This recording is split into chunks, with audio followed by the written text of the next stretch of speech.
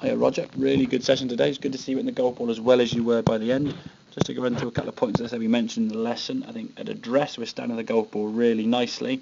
Just be aware of that grip pressure. If it is getting a little bit too tight, but I think the main issues we discussed, as you were swinging that golf club back, there was certainly a distinct amount of lateral movement as the takeaway was happening. You were even actually watching the club as you go back. We can see here now, even before the club's gone back off the mat, you've even moved off that green line quite a sufficient amount, and your eyes now following that golf club, and as a result of that we continue now to get even further and further on that right side, getting a long way back now over on that trail foot, and from here it'll be very, very difficult to get your body now back to target. So as a result of that, your club's going to bottom out a little bit early, hit up on the golf ball, which we know is going to compromise your striker too much. And also being off the back foot, you'll generally find how the ball is going to go to the left.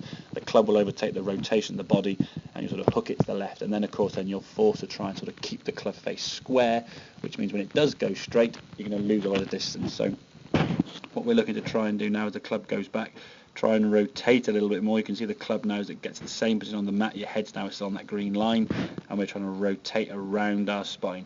This amount of movement on the right hand side we can see, I think, is certainly, for me, is okay. Any more than that, you'll start hitting the shots as you were. If we can stay from there or anywhere between that green line, and if I draw a red line where your head is now, anywhere between those two lines is okay.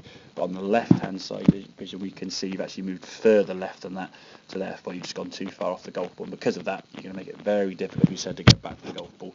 So once you've turned and not swayed so much, we can return back to the golf ball. Lovely impact positions, we can see there, fantastic strike, and we can then rotate through. And even though I never actually said rotate through more on the shot, we can see by less sway, that right foot now is up on its toe, that right hip fully rotated round to target.